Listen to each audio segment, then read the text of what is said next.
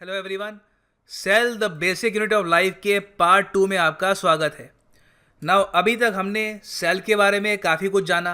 Cell membrane क्या होती है, सेल वॉल क्या होती है, सेल के बीच में डिफरेंसेस क्या होते हैं, यूनिसेलुलर मल्टी सेलुलर, ये सब हमने डिस्कस किया। उसके अलावा जो पार्ट 1 था इस वीडियो में, वहाँ पर मैंने आपको प्रोकैरियोट और यूकैरियोट सेल के बारे में भी इंफॉर्मेशन दी। अब हम देखिए सेल का एक बहुत ही इंपॉर्टेंट जो पार्ट होता है न्यूक्लियस, इसको हम डिस्कस करेंगे। न्यूक्लियस आपको प्लांट सेल में भी मिलेगा, आपको एनिमल सेल में भी मिलेगा।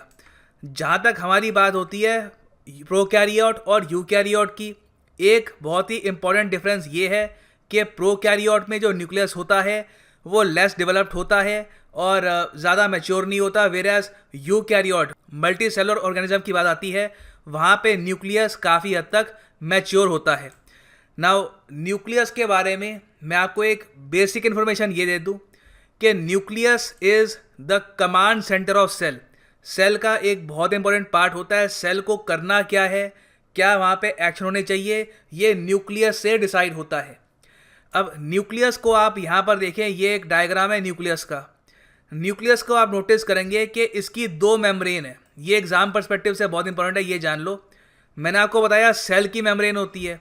प्लांट सेल को अगर हम देखें तो प्लांट सेल में सेल वॉल होती है, सेल मेम्ब्रेन भी होती है।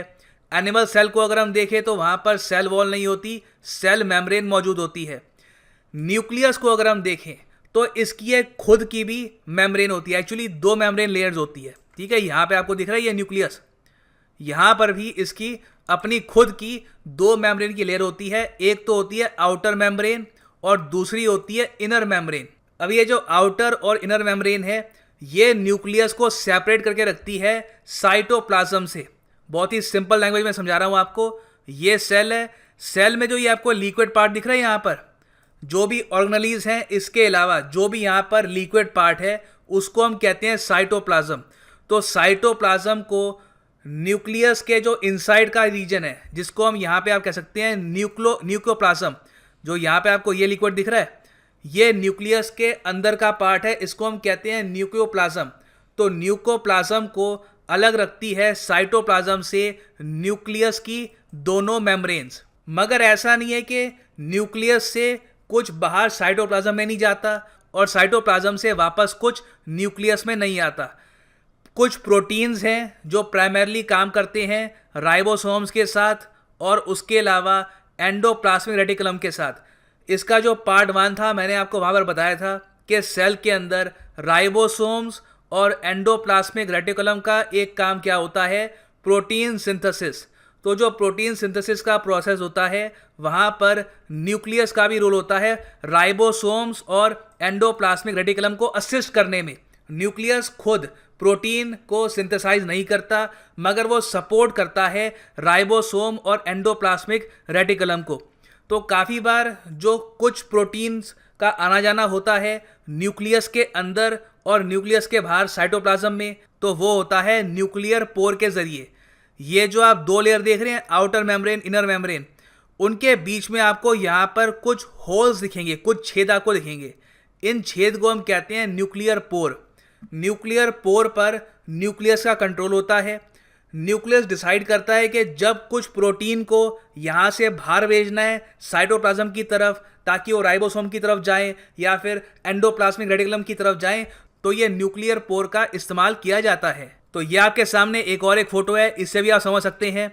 ये न्यूक्लियस है, इसकी दो मेम्ब्रेन और यहाँ पर ये है न्यूक्लियर पोर्स। नाउ न्यूक्लियस का अगर हम काम देखें तो बहुत इंपॉर्टेंट है।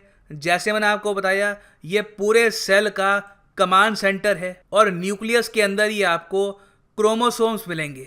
ये बहुत इंपॉर्टेंट है, आपसे एग्जाम में पूछ सकते हैं कि सेल में क्रोमोसोम्स कहाँ पर आपको मिलेंगे, तो आपका आंसर होगा यहाँ पर न्यूक्लियस। उसके अलावा न्यूक्लियस का सेल ग्रोथ और सेल रिप्रोडक्शन में भी एक बहुत ही अहम रोल होता है। और जिस तरीके से आप एक ह्यूमन बीइंग है, आप वीडियो सुन रहे हैं, आपके अंदर करीब 100 ट्रिलियन सेल होंगे, उससे भी ज़्यादा भी हो सकते हैं। तो हर एक जो सेल है उसमें एक न्यूक्लियस होगा विद सम एक्सेप्शन।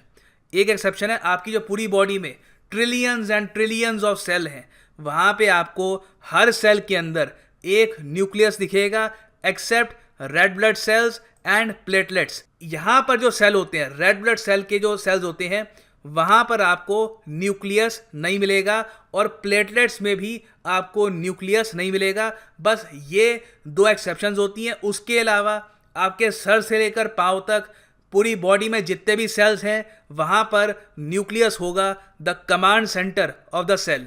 अब न्यूक्लियस के अंदर आप जो देख रहे हो ये वाला पार्ट, यहाँ पे आपको दो क्रॉस दिख रहे होंगे, ठीक है। ये जो क्रॉस है यहाँ पे, ये क्या है? These are chromosomes. बहुत ही इंपॉर्टेंट कंपोनेंट है न्यूक्लियस का। नाउ क्रोमोसोम्स एक थ्रेड लाइक स्ट्रक्चर होता है इनसाइड द न्यूक्लियस। इसको स्टडी करने के लिए प्राइमरली तीन मॉडल होते हैं। एक तो होता है मॉलिक्यूलर मॉडल, फिर होता है न्यूक्लियोसोम मॉडल, फिर होता है सोलेनॉइड मॉडल। अब ये पॉइंट ध्यान से सुनना, क्रोमोसोम किस चीज़ का बना होता है ये आपसे एग्जाम में पूछ सकते हैं। What exactly is chromosome made of? Chromosome दो चीज़ों का बना है, एक तो है हिस्टोन प्रोटीन और दूसरा है डीएनए, ठीक है। ये आपके सामने क्रोमोसोम है जो आपको मिलेगा न्यूक्लियस में एक सेल के। एक सेल में ज़्यादातर जो सेल्स होते हैं, एक सेल में एक ही न्यूक्लियस होता है, एक्सेप्ट आरबीसी और जो मैंने आपको प्लेटलेट्स का एक एक्सेप्शन बताया था। तो उस एक न्यूक्लियस के अंदर आपको जो क्रोमोसोम्स मिलेंगे वो बनते हैं हिस्टोन प्रोटीन्स और डीएनए से। अब इसमें एक और बात याद रख लेना, यहाँ पर एक डिस्टिंक्शन आता है प्रोकैरियोट और यूकैरियोट सेल का। देखो मैंने आपको बताया था प्रोकैरियोट सेल को हम कहते हैं प्रिमिटिव सेल। ये सबसे पहले जो ऑर्गेनिज्म धरती पर आए थे वो प्रोकैरियोट सेल वाले थे। ज़्यादातर जो प्रोकैरियोट होते हैं वो यूनिसेलुलर होते हैं, ज़्यादातर जो यूकैरियोट्स होते हैं वो मल्टी सेलुलर होते हैं। अब एक इंटरेस्टिंग बात यह है कि प्रोकैरियोट में आपको हिस्टोन प्रोटीन नहीं मिलेगा। Please make sure to remember this, बहुत ही इंपॉर्टेंट पॉइंट मैं आपको बता रहा हूँ। प्रोकैरियोट में हिस्टोन प्रोटीन नहीं मिलेगा, यूकैरियोट में आपको हिस्टोन प्रोटीन मिलेगा। इसीलिए हम ये नहीं कह सकते कि प्रोकैरियोट में क्रोमोसोम्स होते हैं। प्रोकैरियोट में सिर्फ आपको क्या मिलेगा? डीएनए, क्योंकि क्रोमोसोम्स के लिए आपको हिस्टोन प्रोटीन और डीएनए दोनों चाहिए। सिंस यहाँ पे एक चीज़ मिसिंग है तो प्रोकैरियोट्स ओनली हैव डीएनए। जो यूकैरियोट्स होते हैं मल्टी सेलुलर ऑर्गेनिज्म जिसमें एनिमल्स आते हैं, प्लांट्स आते हैं, तो वहाँ पर आपको मिलेगा, वहाँ पे आपको क्रोमोसोम्स मिलेंगे, ठीक है। तो ये स्ट्रक्चर है, इस तरीके से काम करता है। और इसमें आपकी बहुत सारी जो बॉडी की इन्फॉर्मेशन होती है कि किस तरीके से बॉडी फॉर्म होगी, काफ़ी सारी जो बॉडी की ग्रोथ से रिलेटेड इन्फॉर्मेशन होती है वो आपको क्रोमोसोम में मिलेगी। अब इसमें एक और चीज़ आप ऐड कर सकते हो कि जो डीएनए होता है, क्रोमोसोम डीएनए और हिस्टोन प्रोटीन से बनता है।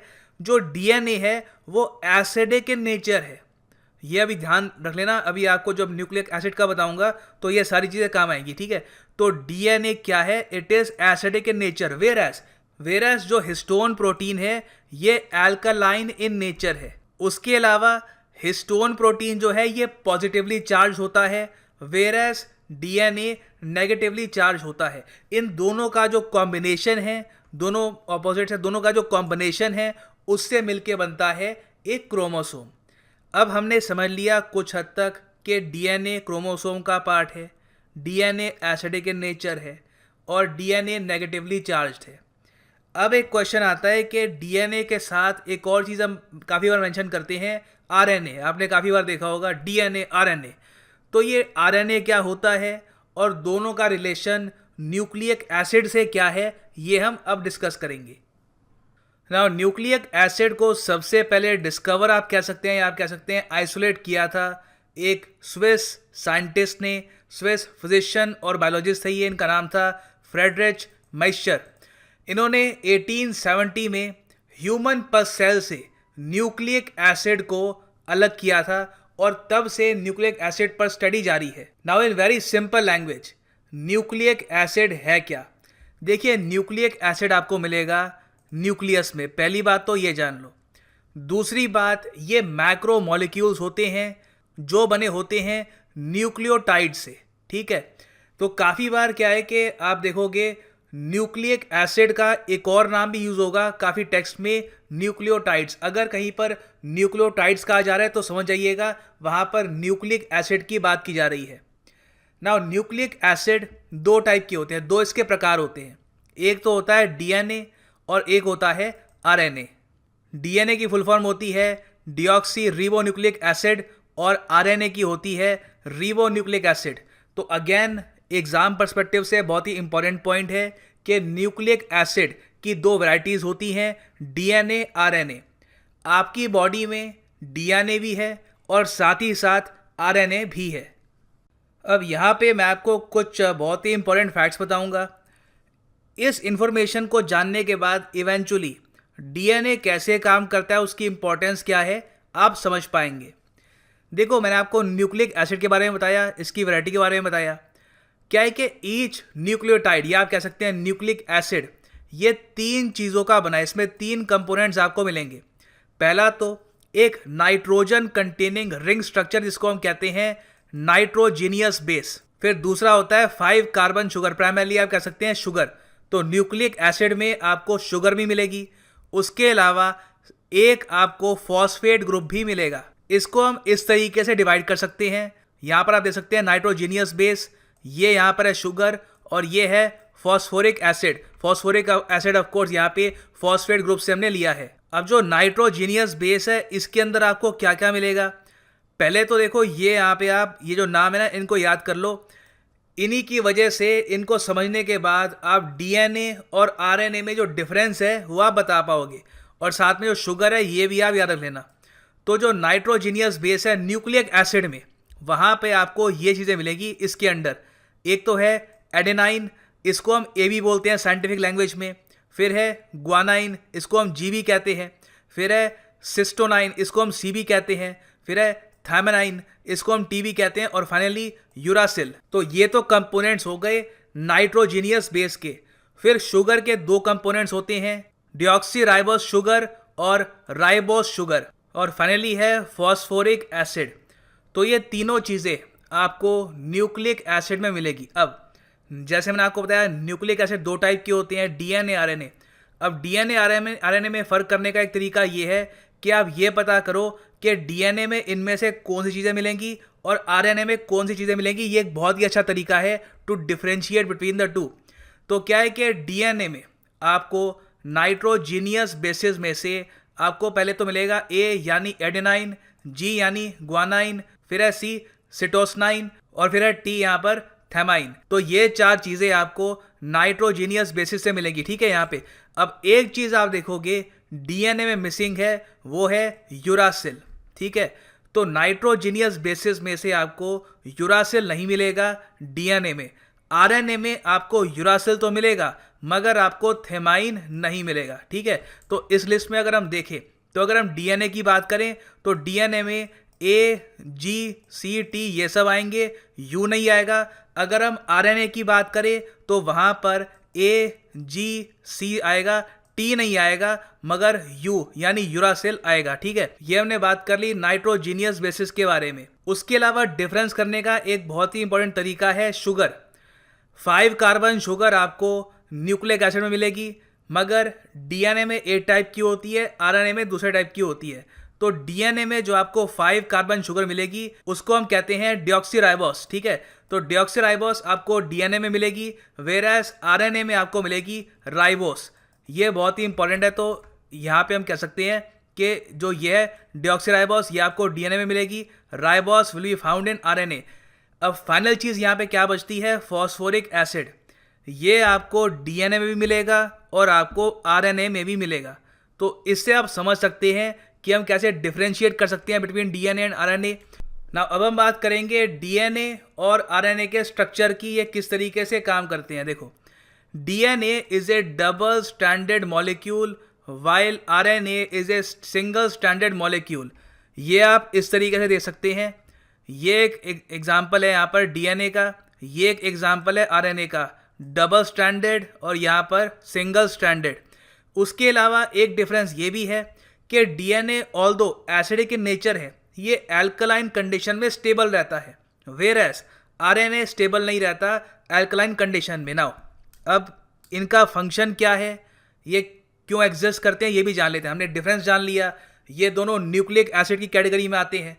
अब दोनों काम क्या करते हैं, देखो अगर हम डीएनए का फंक्शन देखें तो long term storage of genetic information, transmission of genetic information to make other cells and new organisms.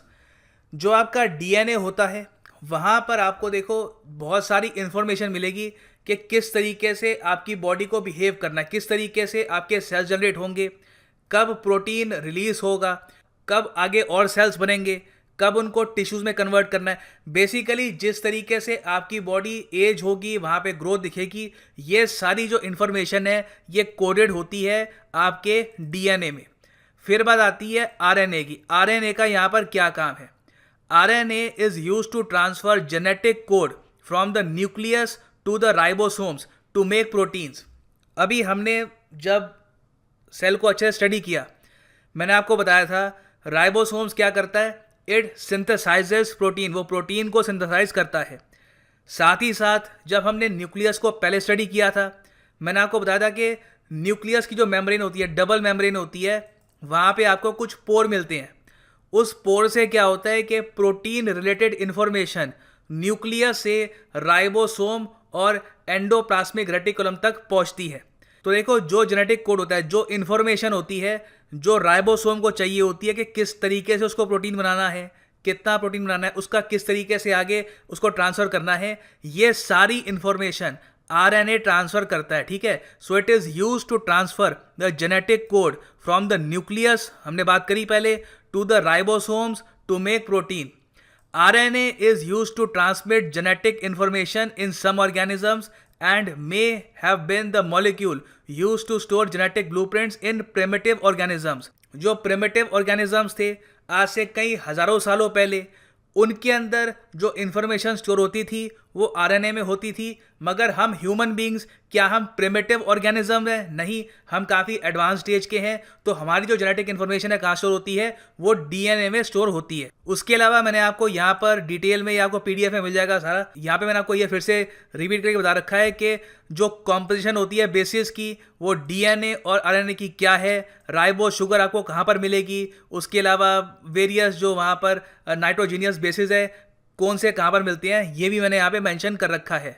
Now अब हम बात करते हैं डबल हीलियक मॉडल ऑफ डीएनए की। बेसिकली डीएनए की जो बनावट है, डीएनए का जो स्ट्रक्चर है, जो इस तरीके से है, उस पर हम बात करेंगे। ये बेसिकली क्या है, इसका ओरिजिन क्या, कहाँ से हुआ था।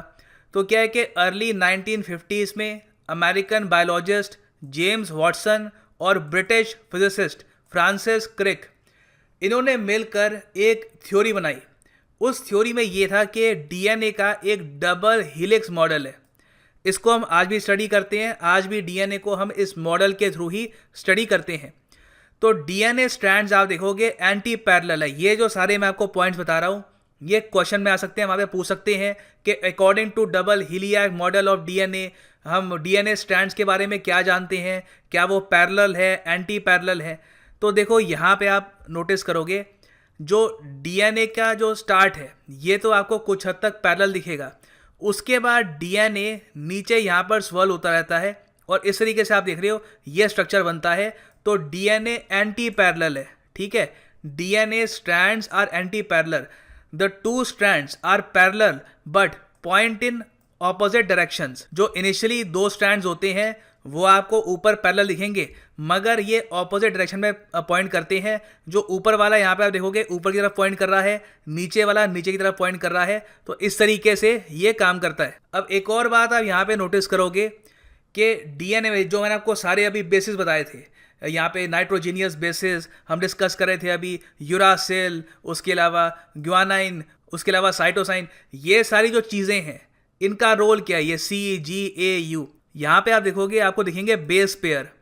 ये जो बेस पेयर है ये लिटरली पेयर है ऑफ द बेसिस। जो हमने यहाँ पे अभी बेसिस स्टडी किया ना, यहाँ पे nitrogenous base, sugar, phosphoric acid, तो क्या है कि इनके बेसिस बन जाते हैं। एक यहाँ पे C यूज़ करते हैं, एक G यूज़ करते हैं, एक A यूज़ करते हैं, एक T यूज़ करते हैं। उस तरीके से यहाँ पर एक स्ट्रक्चर बनता है एक बेस पेयर में। और इंटरेस्टिंग बात यह है कि हर इंडिविजुअल का, हर आदमी का जो बेस पेयर का जो स्ट्रक्चर होता है डीएनए में, इसका जो सीक्वेंस होता है ये अलग होता है। जो कहते हैं ना कि डीएनए आपकी पहचान है। फॉर एग्जांपल, आप अगर मेरा बाल कहीं पे आपको मिलता है, आप उसकी स्टडी करते हैं, तो उस स्टडी से आपको पता लग जाएगा कि ये डीएनए मेरा है या नहीं। फॉर एग्जांपल, मैं कहता हूँ कि मैं एक जगह पे नहीं था, वहाँ पर एक मेरा बाल का एक स्ट्रैंड गिर जाता है, ठीक है, फिर मैं वहाँ से चला जाता हूँ, तो आप क्या कर सकते हो, जो वहाँ पे बाल का स्ट्रैंड है उसका डीएनए आप टेस्ट कर सकते हो। वहाँ पर जो ये बेस पेयर्स हैं इनको स्टडी किया जाएगा, यहाँ पे पता लगाएंगे कि बेस पेयर्स क्या है, यहाँ पे क्या सीक्वेंस है। फिर मेरा अगेन कोई बाल या फिर कहीं और से कोई सेल ले सकते हैं, सेल के अंदर न्यूक्लियस के अंदर जो डीएनए आपको मिलेगा वहाँ पर आप स्टडी कर सकती हैं कि दोनों मैच करते हैं या नहीं, मेरे बाल का या फिर जो बाद में सैंपल या डीएनए वो मैच करते हैं या नहीं करते। अगर करते हैं तो ऑब्वियसली मैं ही वो आदमी था जो वहाँ पे खड़ा हुआ था जिसका हेयर स्टैंड गिरा था। तो इस वजह से डीएनए बहुत ही इंपॉर्टेंट होता है, यहाँ पे आपकी जेनेटिक इन्फॉर्मेशन होती है। उसके अलावा हर आदमी का डीएनए, हर ऑर्गेनिज्म का डीएनए यूनिक होता है। नाउ अब हम लोग बात करेंगे सेल डिवीजन की। सेल डिवीजन बेसिकली होता क्या है, हाउ डज इट वर्क, और इसमें जो बहुत सारी नॉलेज हमने अब तक एक्यूमुलेट करी है वो काम आएगी। नाउ आई एम श्योर आपको याद होगा जब इस पूरे चैप्टर का फर्स्ट पार्ट स्टार्ट हुआ था, मैंने आपको उस वक्त बताया था कि सेल हम एक basic building block of life क्यों कहते हैं, क्योंकि सेल डिवाइड होते रहते हैं, सेल से टिश्यूज़ बनते हैं, फिर ऑर्गन्स बनते हैं, ऑर्गन सिस्टम बनते हैं। सेल की वजह से ही इनिशियली जब एक स्पर्म और एक एग मिलता है तो एक जायगोट बनता है, जायगोट में बस एक सिंगल सेल होता है, उसके बाद डिवीजन हो होकर एक बहुत ही बड़ी बॉडी बनती है, ह्यूमन बीइंग डेवलप होता है। नाउ ये मैंने आपको ज्ञान दिया था। अब एक क्वेश्चन सामने आता है कि सेल्स डिवाइड करते क्यों हैं, वाई डू सेल्स डिवाइड। देखो, सेल्स बहुत से कारणों की वजह से डिवाइड करते हैं। सिर्फ ऐसा नहीं है कि जब आप बड़े हो रहे होते हो तो आपकी बॉडी जब बड़ी हो रही है, ऑर्गन्स बढ़ रहे हैं, उसी वक्त सेल डिवाइड होंगे, उसी वक्त सेल की जो संख्या है बढ़ती रहेगी आपकी बॉडी में। उसके अलावा भी काफ़ी बार सेल्स डिवाइड होते हैं और अपनी संख्या बढ़ाते हैं। फॉर एग्जांपल, आपके नी में चोट लग गई, काफ़ी सारी जो स्किन है आपकी नी की वो वहाँ से वाइप आउट हो गई, काफ़ी खून बह रहा है, तो वहाँ पर जब रिपेयर का प्रोसेस चल रहा होता है, जब आपकी बॉडी रिकवर कर रही होती है वहाँ पे, तो स्किन वहाँ पर जब रीजनरेट होती है तो वहाँ पर भी एक तरीके से सेल फिर से डिवाइड कर रहे हैं, सेल की संख्या आपकी बॉडी में इंक्रीज हो रही है। उसके अलावा काफ़ी बार आपकी बॉडी में सेल्स पुराने हो जाते हैं, they need to be replaced, या फिर कई सेल मर जाते हैं, उनको रिप्लेस करना होता है, कई सेल डैमेज हो जाते हैं, तो ऐसे टाइम में भी सेल को और ज़्यादा बढ़ाना होता है और सेल की संख्या बढ़ती रहती है। ऑन द कॉन्ट्ररी आप अगर देखो तो जब एक व्यक्ति को कैंसर जैसी बीमारी होती है तो बेसिकली वहाँ पर क्या होता है कि सेल की संख्या उसकी बॉडी में धीरे धीरे कम होनी स्टार्ट हो जाती है। तो सेल के बारे में हम कह सकते हैं कि cell divide when living things can grow, जब उनको ग्रो करना होता है। When organisms grow it isn't because cells are getting larger, cell का साइज बड़ा हो रहा होता है उसकी वजह से ऑर्गेनिजम्स बड़े नहीं होते। Organisms grow because cells are dividing to produce more and more cells. अब देखो, सेल की जो लाइफ है ये हम डिस्कस करते हैं, उससे जो इसका डिवीजन का प्रोसेस है वह आप समझ पाओगे। ये आपके सामने मैंने एक सर्कल बनाया है, ठीक है, ये जो आप सर्कल देख रहे हो यहाँ से शुरू हुआ है, फिर यहाँ पर ख़त्म हो रहा है, फिर इसके बाद हम एक और एक पार्ट बनाते हैं यहाँ पर, ये वाला, ठीक है। ये मान लो सारा कनेक्टेड ही है, बस जो ये वाला पार्ट है ये थोड़ा डिफरेंट है, ये ऑल टुगेदर डिफरेंट है, ठीक है। अब यहाँ से लेकर यहाँ तक का जो पार्ट है ये एक सेल की लाइफ का पार्ट है, इसको हम कहेंगे इंटरफेस, ठीक है। फिर जो नीचे का ये पार्ट है ना, इसको हम कहेंगे एम फेस। तो सेल की जो लाइफ है उसमें ज़्यादातर सेल इंटरफेस मोड में बताता है। नाउ इंटरफेस मोड बेसिकली होता क्या है, it is the time when the cell gets ready for division. ये प्री डिवीजन फेज होता है। सेल जो मैंने आपको बताया था ना, हमने स्टार्टिंग में बात करी थी, जाइगोट से 2 सेल 4 सेल ऐसे डिवाइड होता रहता है, बहुत से सेल बनते हैं। तो जो प्री डिवीजन का जो पीरियड होता है सेल का, उसको हम कहते हैं इंटरफेस। ये रेगुलेटरी फेज होता है सेल का, इसमें तैयारी की जाती है कि डिवीजन कैसे होगा, डिवीजन किस तरीके से आगे किस टाइम के हिसाब से होगा।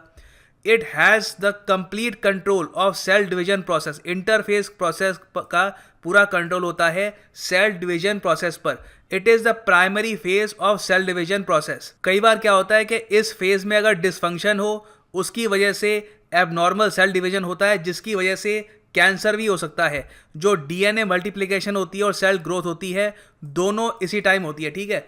अब इंटरफेज हो गया, फिर हम आ गए एम फेज में। ये एक्चुअल सेल डिवीजन का फेज है। अब एक सेल के दो सेल यहाँ पर बनने वाले हैं। अब ये जो पूरा प्रोसेस होता है एम फेज का, इसको हम दो तरीके से डिवाइड कर सकते हैं। इसमें भी दो कैटेगरी होती है, एक होता है मिटोसिस, फिर होता है मायोसिस। नाउ अब हम डिफरेंस जानते हैं मिटोसिस और मायोसिस के बीच में। बहुत ही इंपॉर्टेंट पार्ट है ये। एग्जाम पर्सपेक्टिव से पहले ये जान लो कि मिटोसिस होता है सिर्फ सोमैटिक सेल में, वेराज मायोसिस होता है जर्म सेल, जनरेटिव सेल और मोस्ट इम्पॉर्टेंटली रिप्रोडक्टिव सेल में, ठीक है। ये चीज़ आपको याद रखनी है। उसके अलावा मिटोसिस में एक बहुत ही इंपॉर्टेंट पार्ट ये होता है कि जो क्रोमोसोम नंबर होता है वो सेम ही रहता है पेरेंट सेल में। मायोसिस में क्या होता है कि क्रोमोसोम नंबर आधा हो जाता है from the parent cell. Chromosome की हमने अभी बात करी थी पहले, आपको याद होगा। क्रोमोसोम का मैंने आपको पूरा एक यहाँ पे एक पूरी फोटो दिखाई थी, मैं आपको बताया था वहाँ पे कि क्रोमोसोम में क्या होता है। क्रोमोसोम में होता है डीएनए और हिस्टोन प्रोटीन, ठीक है।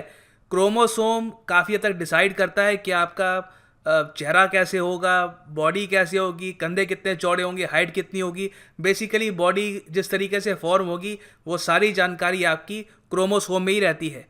तो मिटोसिस और मायोसिस के बारे में हमने अभी क्या जाना है कि मिटोसिस में क्या होगा कि जो क्रोमोसोम नंबर हैं वो पेरेंट सेल में जितने थे वैसे ही रहेंगे, मगर मायोसिस में क्रोमोसोम नंबर आधे हो जाएंगे। अब इसका मतलब क्या है, क्रोमोसोम नंबर आधे हो जाएंगे, उतने ही रहेंगे, व्हाट डज इट मीन।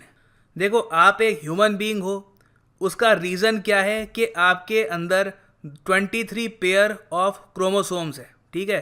23